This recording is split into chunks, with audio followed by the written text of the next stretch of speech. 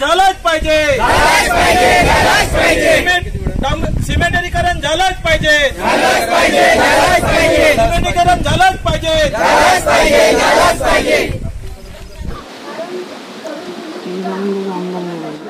मी लक्ष्मीकांत गुंडराव दुपटे, राहणार सायकी, चांपा, हळदगाव, परसुडी, दुधा, उमरा आणि खापरी इथपर्यंत इतका रस्ता खराब झालाय की गेल्या 5 ते 6 वर्षापासून आम्ही सतत निवेदन देऊन राहिलो आहे।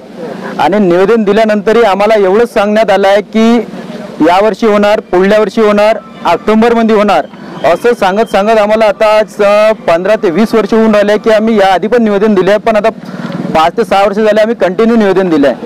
तर या रस्त्याची स्थिती इतकी खराब आहे की चांपा, हळदगाव, परसुडीपर्यंत जाताना 1-1 ते 2-2 फुटापर्यंत असे गड्डे झाले आहे की त्या गड्ड्यामध्ये पाणी साचून राहिलेलं आहे। आणि पाणी साचून राहिल्यानंतर आम्ही जे बाईकवाले जे आहे, 2 व्हीलरवाले जे आहे, ते मागून जातात आणि तिथे कुठे पाणी आणि कुठे गड्डा हे समजून येत नाही आणि तिथे ॲक्सिडेंट होऊन राहिलेले आहे। आता मागेच एक तिकाडीची एक महिला, गरोदर महिला, ते डिलिव्हरीसाठी तिला नागपूरला नेण्यात येत होते, तर आतमध्येच परसुडीपर्यंत येताच त्यांना तिथेच त्या मुलाचा मृत्यू झाला।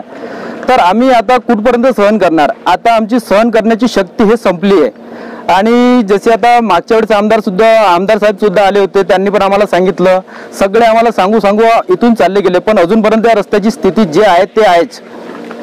शशिकांत दादा, काय सांगाल की शासन म्हणतो आहे की शेत तिथं रस्ता, गाव तिथं रस्ता, आणि आज वास्तविकता अशी आहे की या गावामध्ये रस्ता नाही आणि 2023 तुम्ही दाखवल्याप्रमाणे पत्र आहे की रस्ता शांसन झालेला आहे, पण अजूनपर्यंत बनलेला नाही, त्याला काय समजा? माझा प्रथम परिचय शशिकांत मेश्राम, माझं गाव वेलसाकरा आणि मी एक सामाजिक कार्यकर्ता, बहुजन समाज पार्टी। माझं गाव ह्याच रस्त्याला असल्यामुळे मला पूर्ण ह्या गावातील सर्व माहिती आहे। कारण शासन हे झोपलेलं आहे आणि ह्या ज्या गावा आहेत 22 गावावरती शासनाचं लक्ष नाही। त्यांना माहिती आहे की येथून सर्वात जास्त महसूल जनरेट होतो, ह्या ज्या खदानी आहेत, क्रेसर आहेत, त्याच्यापासून जो पैसा जनरेट होतो ते सर्वात जास्त होतो, पण ह्याच गावावरती त्यांचं लक्ष नाही आहे। जे महसूल मंत्री आहेत, जे पालकमंत्री आहेत, बावनकुळे साहेबांना वारंवार आम्ही त्यांना भेटलो। मागील आता कमसे कम 15 दिवसापासून आम्ही कलेक्टर साहेबापासून तर सर्व जेव काही प्रोसेस आहे आम्ही सर्व केली, पण आम्हाला फक्त आश्वासन भेटत आहे। पहिले आम्हाला 40 करोड रुपये त्यांनी शासन करायचे सांगितले, त्यांनी आम्हाला लेटर दाखवलं, त्याच्यानंतर 80 करोड रुपयाचं कालच आम्हाला एसडीओ साहेबांनी आम्हाला लेटर दाखवले की 80 करोड रुपये आपल्याला या रोडसाठी शासन होणार आहेत, पण अजून काही झालेलं नाही। पण कधीपर्यंत जे समस्या आहेत, मागच्या वेळेस मी स्वतः गिट्टीचा ट्रक मी स्वतः रस्त्यावर येऊन आपण पगरवलेला आहे। जे मुलांची बस थांबलेली होती, त्या बससाठी मुलं शाळेत लेट झाले तरी आम्ही तो गिट्टीचा ट्रक, मुरमाचा ट्रक रस्त्यावर बुजवून तो क्लिअर केला। त्याच्या अगोदर पण आम्ही आंदोलन केले। डीपी जैन कंपनी ज्या कंपनी आहे त्या रस्त्यावरती बसचा अर्धा म्हणजे पुरा टायर त्या ट्रकमध्ये फसतो, 2-2 दिवस ते बस निघत नाही। इथला जो वातावरण बघता तुम्ही, आता चांप्यापासून तर 11 किलोमीटरचा जो डिस्टन्स आहे, खैरी आहे, सायकी आहे, हळदगाव, परसुडी आहे, डवा आहे, ह्या सर्व परिसर तुम्हाला एवढ्या भयंकर स्थितीमध्ये आहे की नागपूर जिल्ह्यात किंवा पुऱ्या महाराष्ट्रात बघाल तरी हा जो रस्ता आहे तुम्हाला दिसून येईल की किती खराब झालेला आहे। पण प्रशासनाचं अजून बी या रस्त्याबद्दल लक्ष नाही आणि ते वेधून घेत नाही। मागील ज्या खदानी होत्या ह्या पाचगावला होत्या, पण त्या खदानी ह्या परिसरात येऊन बसल्या।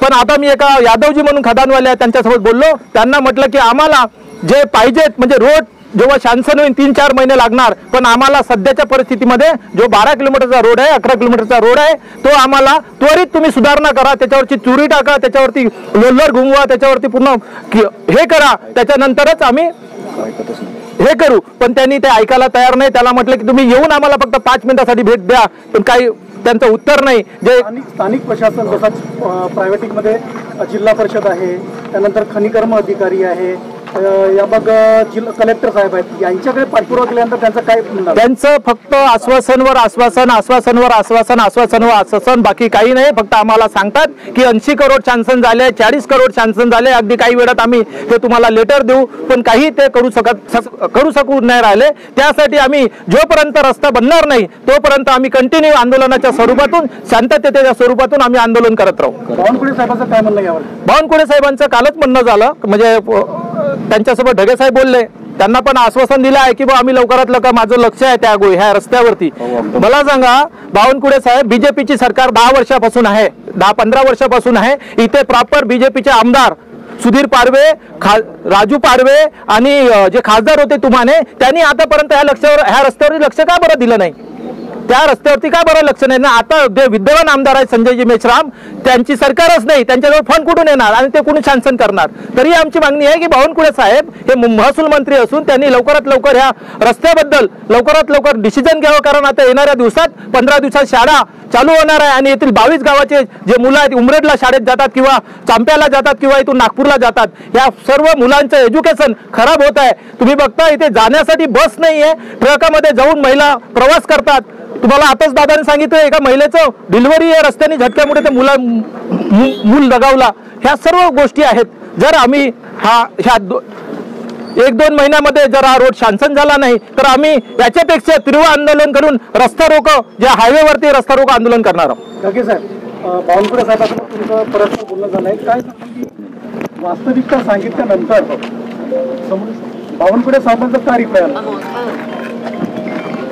मी गोविंद ढगे, शेतकरी क्रांती सेनेचा संस्थापक अध्यक्ष. या गावच्या कडे माझी शेती आहे. हा रस्ता जिल्हा परिषदेचा होता.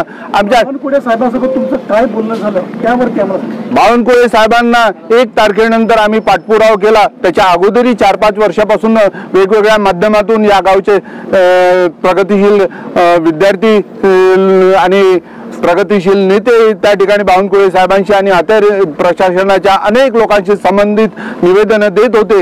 या 1 तारखेला त्यांना मी कळवलं आणि त्यांनी 4 तारखेला मला फोन करून सांगितलं की तुम्ही कलेक्टर साहेबांशी बोला. आणि कलेक्टर साहेबांशी बोलल्यानंतर त्यांनी मायनिंग ऑफिसर गोंडाला बोलवलं आणि गोंडाला बोलवल्यानंतर तो थातूर मातूर आश्वासन द्यायला लागला. त्यावेळेस माननीय कलेक्टर साहेबांनी त्यांना रागावले व त्वरित भानुसे साहेबांना मीटिंगला बोलवलं आणि भानुसे साहेबांशी चर्चा करून त्यांनी सांगितलं की 40 कोटींनी काम चालणार नाही, 80 कोटीचा प्रस्ताव पाठवा. आम्ही बावनकुळे साहेबांना त्याच वेळेस फोन लावला. बावनकुळे साहेबांनी सांगितलं की मी सगळे निर्देश त्यांना दिलेले आहे. तुम्हाला सांगतो 80 कोटीचा रस्त्यासाठी आम्ही प्रयत्न करत आहोत. या गावचे संतप्त नागरिक आंदोलन करत आहे. आम्ही आज शांततेने आंदोलन करत आहे. आंदोलनाच्या रूपरेषा वेगवेगळ्या वेळेस सांगण्यात येईल. तोपर्यंत सांगण्यात येईल जोपर्यंत हा रस्ता तयार होत नाही तोपर्यंत या ठिकाणी आंदोलन हे सतत चालत राहील. दादा तुम्हाला काय वाटतं की जसं अगोदर 40 कोटी आता 80 कोटी 2003 सँक्शन झालं पण बंद नाही, तर तुम्हाला काय वाटतं की कुठं नाही कुठं बेजबाबदारपणा या मग जाणून बुजून रस्ता न बनावा असं त्यांचा उद्देश वाटतोय का? आणि यामध्ये त्यांचा काय स्थानिक लेवलचे अधिकारी या मग शासनाचा जो काही हेतू पुरस्कार असू शकतो काय? मला तर असं वाटते की आता जसं आता याच आमच्या साईडला कम से कम आता 20 ते 25 क्रेशर आहेत. तर इकडे येऊन कोणताही अधिकारी असं नाही की आला आणि चेक केलं आणि क्रेशरवर जाऊन बघितलं आहे. आणि आम्ही तर आता हा विचारच केला की जेव्हापर्यंत फंड हा पास होत नाही तेव्हापर्यंत आम्ही हे आंदोलन जसं आहे तसं आम्ही चालू ठेवणार. हो, 1 मिनिट बोला. यहाँ के महिलाओं का जो ये क्षेत्र के महिलाओं का कहना है कि ये रोड के कारण यहाँ पे बस भी नहीं आ पा रही है, उसके कारण गांव का विकास रुका गया है और यहाँ पे आश्वासन दिया जा रहा है परंतु विकास का कोई काम नहीं दिख रहा है. इस पे आप क्या कहेंगे? सर्व फक्त ते जेव्हा इलेक्शन असतो तेव्हा इथले जे आमदार आणि खासदार किंवा जिल्हा परिषद पंचायत समिती जेव्हा येतात तेव्हाच तिथे लक्ष देतात आणि आश्वासन देतात की मी हे करीन ते करीन ते करीन. पण ह्या गावावर कुणाच्याही राजकीय पक्षाचा इथे ह्या गावावर लक्ष नाही. ह्या गावातील राजकीय पक्षाचे मोठे मोठे नेते आहेत पण यांचे सुद्धा ते राजकीय पक्ष बीजेपीचे जे सरकार आहे इथले ढोपटे साहेब बीजेपीचे आहेत, हे सरपंच साहेब बीजेपीचे आहेत पण वरिष्ठ लेवलवरती यांची सुद्धा सुनावणी नाही. म्हणजे यांच्यावर कुठलाच भरोसा नाही किंवा या लोकांना तो न्याय देण्यासाठी ते सक्रिय नाहीत. आणि आम्ही जर मी सांगतो तुम्हाला, आता जिल्हा परिषद आणि पंचायत समितीचे चुनाव आहेत, आम्ही इथे बहिष्कार ठेवणार आहोत. पुऱ्या 22 गावामध्ये एकही गावामध्ये वोटिंग मतदान होणार नाही जोपर्यंत आमचा रोड शांसन होणार नाही, आमच्या रोडचं काम होणार नाही. विकास की राह रुकी हुई है, जब तक के रोडों का काम होगा नहीं आंदोलन सतत चालू रहेगा, ऐसा कहने का और गांव के लोगों का यहाँ पे बड़े संख्या में आंदोलन चालू है. फक्त शहरी लोकांसाठी का बरं असायला हवे? गावकरी लोकांनी काय चुकीचं केलेलं आहे? गावकऱ्यांनी नुसतं या रोडवरची धूळच खात बसावी का? हा प्रश्न माझा शासनाला आहे. आणि त्याकरिता आम्ही सगळे मोठे मंत्री अधिकारी लोकांना भेटलेलो आहे. त्यांनी आम्हाला फक्त आश्वासन दिले की हे 80 करोडचं काम रोड बनेल, पण आम्हाला लेखी स्वरूपात मंजुरी हवी आहे. तोपर्यंत हे आंदोलन चालत राहील आणि चालतच राहील. आणि सध्या भारतीय जनता पार्टीचा जिल्ह्याचा अध्यक्ष, त्याच्यावर मी जे शब्द बोलेल एक एक, इथं मीडियावाले सांगण्यात माझ्या, मी जो एक एक शब्द बोलेल हा एक एक शब्द तंतोतंत खरा उतरला पाहिजे आणि तो खरा असलाच पाहिजे याचं भान ठेवून बोलणारा आम्ही कार्यकर्ता. मी कुठल्याही राजकीय पक्षाच्या कार्यकर्त्यावर टीका करणारा, तो काँग्रेसचा जो बीएसपीचा असो आणखी कोणाचा असो, याला दोषारोपण करण्याची ही वेळ नाही आहे.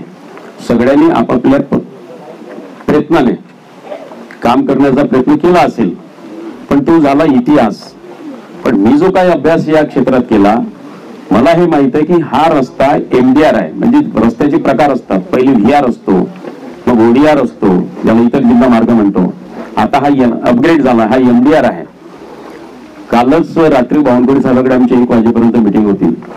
त्या मीटिंग मध्ये आपले व्हीआर ओडीआरचे जे कनेक्टेड पूल गाव असतील त्याच्यावरती जे पुलं असतील, आपले छोटे पुलं, त्याची यादी काल त्यांनी दिली. MMR तुमच्या MRG आपल्या MMGSYच्या त्या मॅडम आल्या होत्या, एक्झिक्युटिव्ह इंजिनियर. तर कालच आपल्या भागातले जे रस्त्यावरचे जे पुलं असतील, विशेषतः व्हीआर आणि ओडीआर या रस्त्यावरच्या पुलांची यादी पण काल त्यांनी द्यायला सांगितली. आणि हा जो विषय मी जेव्हा चर्चा केली, कारण माझा अभ्यास असा या बाबतीमध्ये, आपण जे म्हणतो की खनिज क्षेत्रामध्ये हे गावं मोडतात. खनिज क्षेत्रामध्ये आता प्रधानमंत्री खनिज विकास योजना जी आहे, जे नाव आहे त्याला, त्याच्यामध्ये जो GR आला आहे त्याच्यामध्ये 70% आणि 30%, 70% आणि 1 रुपया जर असेल खनिज मधनं, तर 1 रुपयाच्या अगेन्स्ट 70% खर्च हा पिण्याचं पाणी, आरोग्य, शिक्षण, पर्यावरण याच्यावर प्रायोरिटीने खर्च करायचा आहे. 30% जो पैसे असेल खनिज मधला, 1 रुपयातला 30 पैसे, याच्यात मग ऍग्रिकल्चर, रस्ते 30% हे खर्च करायचं आहे. हे जर सूत्र जर नाही पाडलं तर ते पैसे तसे मंजूर होत नाही. आणि कोणी जर कोर्टात गेला तर त्याला चॅलेंज होते. आणि त्याच्यामुळे खनिज मधूनच आपण हा रस्ता 100% मी करून दिला 80 कोटी. आता मी माहिती घेतली अधिकाऱ्यांकडनं की या रस्त्याला पहिले काहीतरी 40 कोटी तुम्ही सिमेंट रोड करता प्रस्तावित केलं होतं, लक्षात. आता आपण ती लेंथ वाढवली आणि 80 कोटीचा सिमेंट रोडचा प्रस्ताव तुम्ही पाठवलाय. पण मला प्रश्न असा पडलाय, मी बावनकुळे साहेबांचे पत्र आता माझ्याजवळ आहे, कलेक्टर आपल्या फडणवीस साहेबांना पण पत्र मी देणार आहोत. आता खनिजची एक बैठक झाली आहे मागील काळामध्ये, गव्हर्निंग काउन्सिल जे म्हणतो, त्याच्या स्पष्ट मीटिंग मध्ये ठरलं की खनिज प्रतिष्ठान नियामक परिषद मध्ये 10/5/2025 ला जी बैठक झाली, त्या बैठकीमध्ये रस्त्याचे कामे घेण्यात येऊ नये. म्हणजे कारण तो याच्यात मोडत नाही, 30%च्या याच्यामध्ये फक्त मोडते. आणि मग अशा रस्त्यामध्ये असे जर रस्ते खराब झाले तर त्याला कुठं टाकलं पाहिजे आपण? तर त्यांना आम्ही अशी विनंती केली की जे रस्त्याची चाळण झालेली आहे त्या रस्त्यांकरता आपण विशेष निधी उपलब्ध करून द्यावा. आता तो विशेष कोणत्या हेडमधून करून द्यावा ते माननीय मुख्यमंत्री आणि पालकमंत्र्यांची जबाबदारी.